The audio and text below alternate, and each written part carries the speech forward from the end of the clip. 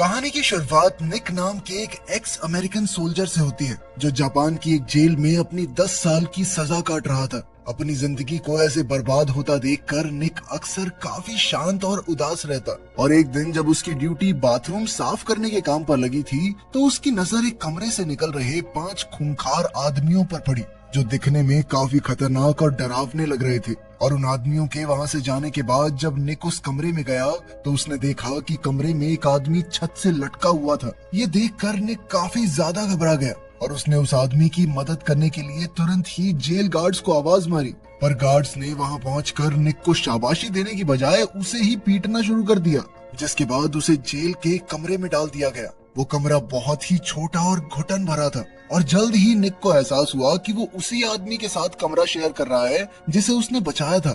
असल में उस आदमी का नाम क्योशी था जो शिरामित्सु गैंग का एक मेंबर था। साथ ही क्योशी ने बताया कि उसके पास जेल से भागने का प्लान है जिसमें उसे निक की मदद चाहिए थी और अगर निक इसमें उसकी मदद करेगा तो इसके बदले में निक को शिरामित्सु गैंग का सपोर्ट मिलने वाला था। असल में क्योशी के मुताबिक सबसे पहले उन्हें एक तेज धार औजार की जरूरत थी जिसे ढूंढने की जिम्मेदारी निक पर रहेगी। इसके बाद उसे इस तेज धार हथियार से क्योशी पर हमला करना होगा, जिसके बाद जेल गार्ड्स उसे हॉस्पिटल ले जाएं, जहां उसके गैंग के आदमी पहले से उनका इंतजार कर रहे होंगे। कुछ देर तक सोचने के बाद निक आखिरकार इस काम के लिए तैयार हो गया और उसे करने का मौका तब मिला जब सभी कैदियों को बाहर काम के लिए ले जाया गया। सही मौका मिलते ही निक ने एक पत्थर अपनी जेब में डाल लिया। अपने कमरे में आने के बाद उसने उस पत्थर की धार को तेज करना शुरू कर दिया, जिसके बाद क्योशी अपने अगले कदम के लिए पूरी तरह तैयार था। क्योशी को चोट लगने से पहले उसने निक को याद दिलाया कि उसे समय रहते गार्ड्स को इस हादसे के बारे में बताना होगा ताकि वो जिंदा बच जाए, वरना ज्यादा खून बह गया ना मैं यही मर जाऊंगा। और निक ने भी बिल्कुल ऐसा ही किया।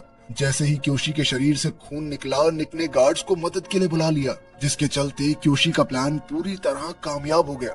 और इधर अगले दिन से जेल में निक का स्टेटस काफी बढ़ गया और शिरामित्सु गैंग के सपोर्ट के बाद से अब उसे जेल के नियमों के हिसाब से नहीं जीना पड़ता था और धीरे धीरे उसकी सजा भी काफी कम हो गई। थोड़े ही समय बाद वो जेल से आजाद भी हो गया, पर अब निक पूरी तरह से बदल चुका था।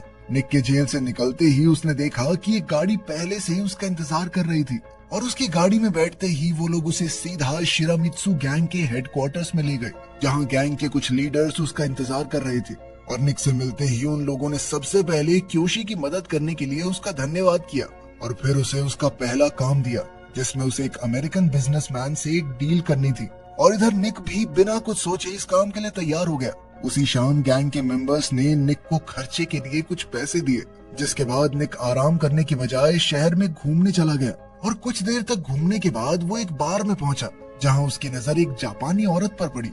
निक को उस औरत की पर्सनैलिटी काफी पसंद आई और वो उसे एक अच्छी टिप देकर सोने चला गया। अगली सुबह क्योशी निक को डील के लिए एक मेटल फैक्ट्री में लेकर गया, जहां उसकी मुलाकात एंथनी नाम के एक अमेरिकन बिजनेसमैन से हुई।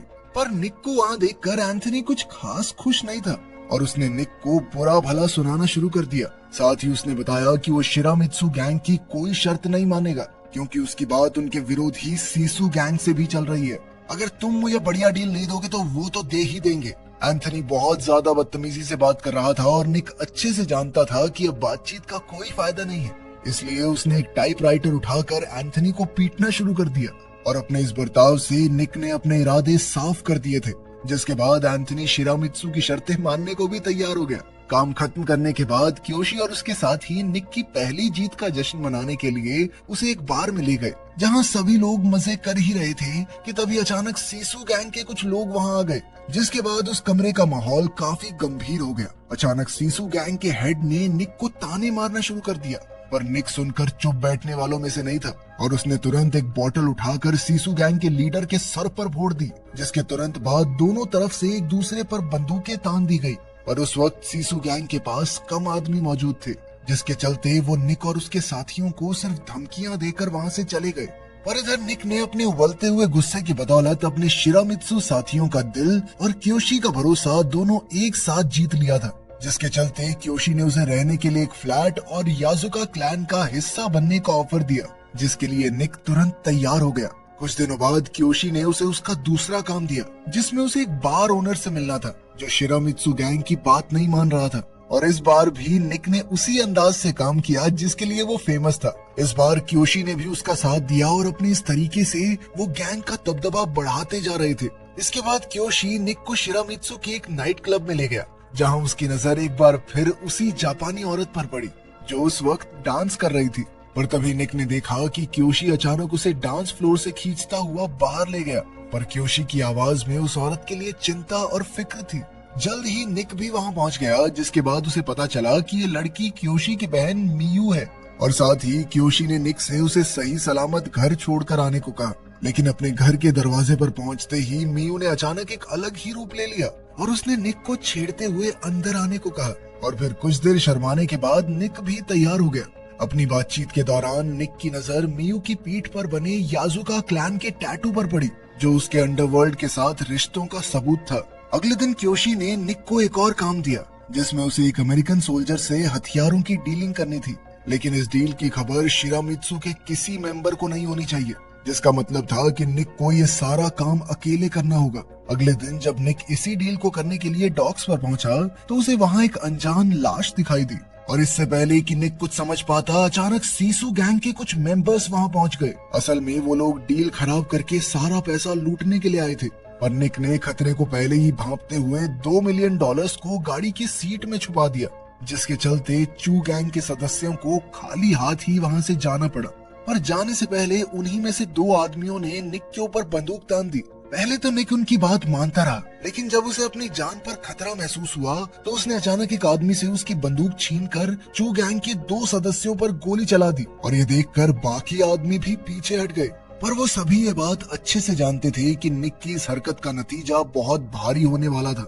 और हुआ भी कुछ ऐसा ही। इस घटना की खबर जल्द ही शिरामित्सु गैंग के लीडर्स तक पहुंच गई, जिसके लिए उन्होंने तुरंत ही एक मीटिंग बुलाई, जिसमें निक और क्योशी भी मौजूद थे। लीडर को शक था कि शायद उन्हीं के किसी आदमी ने डील की खबर लीक की है, जिस पर क्योशी ने लीडर से कहा कि आप चिंता मत कीजिए, पैसे बिल्कुल सही हैं। पर लीडर इसके बावजूद भी निक से कुछ खास खुश नहीं था, क्योंकि उसके मुताबिक निक की इस हरकत से एक बहुत बड़ी गैंग वॉर शुरू हो सकती है।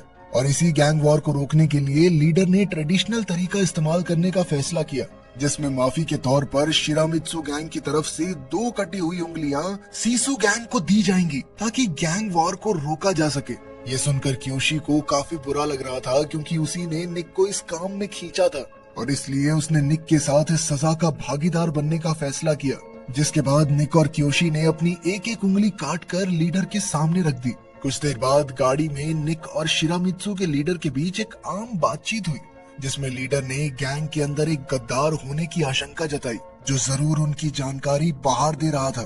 थोड़ी देर बाद उनकी गाड़ी जंगल के बीच रुकी, जहां पर निक की इंक्लूजन सेरेमनी थी, जिसमें निक को शिरामित्सु गैंग और उनके परिवार का एक भरोसेमंद सदस्य घोषित किया जाना था। परंपराओं के साथ इस समारोह को खत्म करने के बाद सभी लोग जश्न मनाने में मशरूफ हो गए। और इसी जश्न के दौरान निक क्योशी के पास आया।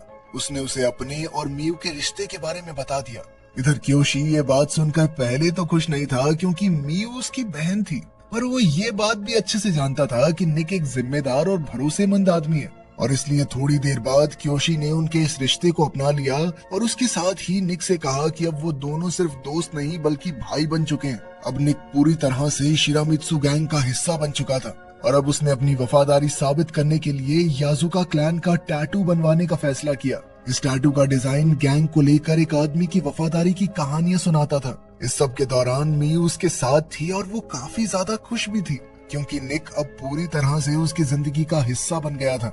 अगले कुछ दिनों में निक तेजी से आगे बढ़ता गया और अब धीरे धीरे गैंग में भी उसका रुतबा बढ़ता जा रहा था। लेकिन अब भी उसकी पिछली जिंदगी ने उसका पूरी तरह से पीछा नहीं छोड़ा। एक दिन जब वो मियू के साथ ट्रेन में सफर कर रहा था, तभी उसकी नजर एक जाने पहचाने चेहरे पर पड़ी। असल में ये सीसू गैंग का वही आदमी था जिसने उसे मारने की कोशिश की थी। और ये देखते ही निक पूरी तरह से चौकन्ना हो गया। उसके दिमाग में पहली चीज आई कि उसे किसी भी तरह से मियू को खतरे से बाहर करना है। उधर सीसू गैंग के कुछ लोग शिरामित्सु गैंग के लीडर से मिलने के लिए उनके हेडक्वार्टर्स में पहुंच गए। असल में वो लोग शिरामित्सु के साथ एक डील करना चाहते थे, पर उन्होंने किसी सीनियर मेंबर को भेजने की बजाय एक जवान लड़के को डील के लिए भेज दिया। और ये बात लीडर को कुछ खास पसंद नहीं आई। पर इसके बावजूद भी ओरोची नाम के एक सदस्य ने लीडर को ये डील एक्सेप्ट करने को कहा। लेकिन इस हरकत से लीडर को और ज्यादा गुस्सा आ गया और उसने तुरंत ही डील को कैंसिल कर दिया। उसी रात क्योशी और ओरोची एक साथ बार में शराब पी रहे थे, जिस दौरान ओरोची लीडर के ऊपर काफी गुस्सा था क्योंकि उसने ओरोची की बात 1% भी नहीं सुनी। और इधर क्योशी उसके अंदर बढ़ते गुस्से को साफ साफ देख पा रहा था। उसने ओरोची को अपने गुस्से पर काबू रखने को कहा, लेकिन तब तक बहुत देर हो चुकी थी और ओरोची गुस्से में बार से बाहर चला गया, जहां उसकी मुलाकात मियू से हुई। असल में ओरोची और मियू पहले एक दूसरे से प्यार करते थे और ओरोची अब भी उसे मन ही मन पसंद करता था, लेकिन मियू ने इसके लिए साफ इनकार कर दिया, जिसके बाद ओरोची ने उसके साथ जबरदस्ती करना शुरू कर दिया। पर फिर भी मियू किसी तरह से भागने में कामयाब हो गई। अगले दिन शिरामित्सु और सीसो गैंग एक बार फिर से मिले और इस बार उन्होंने एक सूमो मैच के दौरान मिलने का फैसला किया, जो कि एक पुराना तरीका था। और इस बार सीसु गैंग का चेयरमैन खुद मिलने के लिए आया। असल में ये कोई बिजनेस डील नहीं थी, बल्कि सीसु गैंग तो चाहती थी कि शिरामित्सु गैंग के लीडर को रिटायर करके शिरामित्सु को सीसु गैंग का ही एक हिस्सा बना दिया जाए।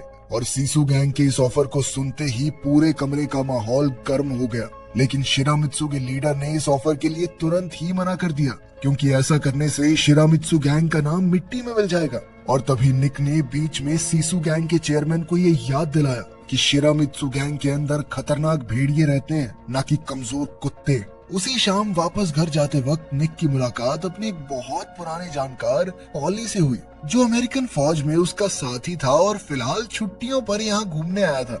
पहले तो पॉली निक को देखकर काफी खुश हुआ, पर जल्द ही उसने खुलासा किया कि वो जानता है कि निक ने मरने का नाटक किया था ताकि वो कोर्ट मार्शल से बच सके, और साथ ही उसने ये बात रिपोर्ट करने की धमकी भी दी। खतरे का एहसास होते ही निक ने तुरंत ही अपना रूप बदल लिया और उसने पॉली को अपने घर आने को कहा, जिसके बाद जैसे ही उसे सही मौका मिला तो उसने पॉली को खत्म कर दिया। अब लाश को ठिकाने लगाने के बाद वो मियू से मिलने चला गया, पर जैसे ही मियू ने दरवाजा खोला, निक उसके चेहरे पर लगी चोट को देखकर गुस्से में आ गया और अब वो उस आदमी का नाम जानना चाहता था जिसने मियू पर हाथ उठाया। पर मियू उसका नाम बताने से साफ मना कर देती है और साथ ही उसने निक को बताया, मैं तुम्हारे बच्चे की माँ बनने वाली हूँ। और ये खबर सुनाने के बाद अचानक मियू निक से जाने को कहती है। निक को कुछ समझ नहीं आया कि आखिर ये क्या हो रहा है, लेकिन वो चुपचाप मियू की बात मानते हुए वहाँ से निकल गया। लेकिन अब भी उसके दिमाग में सिर्फ मियू की सुरक्षा ही घूम रही थी और उसने सोच लिया कि चाहे कुछ भी हो जाए वो मियू को खरोंच तक नहीं आने देगा। अपने आने वाले बच्चे और मियू के बारे में सोचकर निक तुरंत क्योशी से मिलने के लिए पहुंचा और उसने क्योशी के सामने शिरामित्सु गैंग छोड़ने की बात रखी ताकि वो इन सब चीजों से दूर मियू के साथ खुशी खुशी रह सके। इधर क्योशी ने भी गुस्सा न करने की बजाय उसे बड़े ही प्यार से अंदर बुलाकर उसके सामने 2 तलवारें रखी, जिनमें से एक तलवार दूसरों को खत्म करने के लिए थी और एक उसके लिए। क्योशी ने बचपन से ही मियू का ध्यान रखा था और अब उसे निक पर पूरा भरोसा था कि वो ये जिम्मेदारी उठा सकता है। निक ने भी क्योशी से वादा करते हुए एक तलवार उठा ली, जिसके बाद उन दोनों ने साथ मिलकर पॉली की लाश को दफनाकर सारे सबूत मिटा दिए। उधर सीसु गैंग के हेडक्वार्टर्स में ओरोची सीसु गैंग का साथ देकर शिरामित्सु गैंग को अंदर से खत्म करने का प्लान बना चुका था। अगले दिन शिरामित्सु का लीडर निक और क्योशी एक साथ एक दर्जी की दुकान पर पहुंचे, जहां दर्जी उसके सूट का नाप लेने के लिए लीडर को कमरे में ले गया। पर कुछ ही देर बाद निक को कुछ गड़बड़ महसूस हुई और वो लीडर को देखने के लिए उस कमरे में गया, जहां उसने देखा कि एक आदमी लीडर को मारने की कोशिश कर रहा था। निक ने तुरंत ही बीच में आकर लीडर को बचाने की कोशिश की और साथ ही क्योशी ने पीछे से आकर उस आदमी को गोली भी मार दी।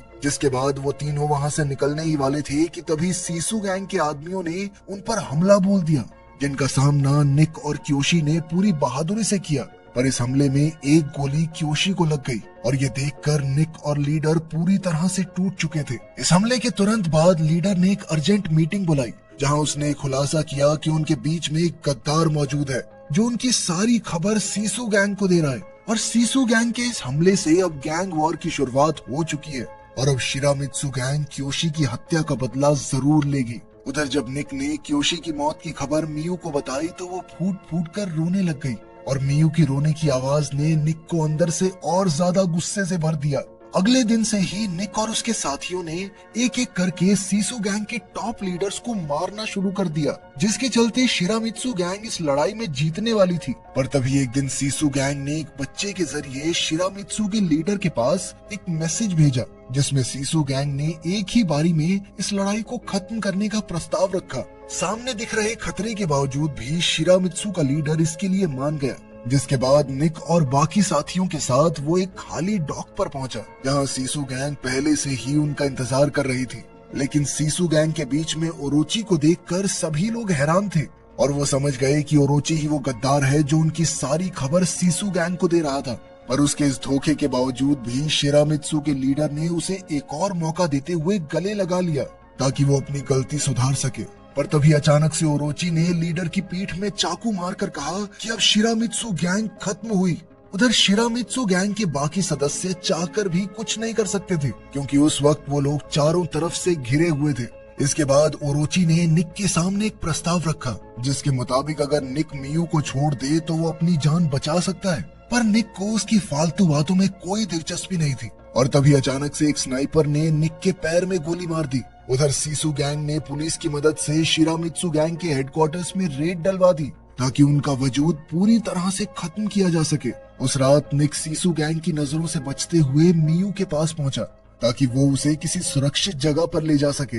लेकिन अभी उसका काम पूरा नहीं हुआ था, क्योंकि उसके दिल में अभी भी बदले की आग जल रही थी और इसलिए वो क्योशी की दी हुई तलवार लेकर सीधा सीसू गैंग के हेडक्वार्टर्स में पहुंच गया, जहां उसने सीसू गैंग के लीडर के सामने अपना बदला पूरा करने की इच्छा जाहिर की। पर ओरोची ने उसके हाथ से तलवार लेते हुए उसे एक आउटसाइडर यानी बाहरी इंसान बुलाया, जो कभी भी उनका हिस्सा नहीं बन पाएगा। पर तभी निक ने एक ही झटके में ओरोची के गले पर हमला करके उसे खत्म कर दिया। तभी बाकी मेंबर्स ने उस पर अपनी बंदूकें तान दी, लेकिन सीसू के लीडर ने उन सभी को रोक दिया और फिर निक को वहां से जाने को कहा, क्योंकि उसने अपना बदला पूरा कर लिया था। वहां से निकलकर निक अपने घर पहुंचा, जहां उसने मियू को शिरामित्सु की देखरेख में छुपाया हुआ था। और जैसे ही मियू को पता चला कि निक ने उसके भाई की मौत का बदला ले लिया था, तो वो निक को गले लगाकर रोने लग गई। और उस दिन के बाद से निक का रुतबा शिरामित्सु गैंग में और बढ़ गया और अब सभी लोग उसे अपने नए लीडर के रूप में देखने लगे। वीडियो पसंद आई तो लाइक कर देना।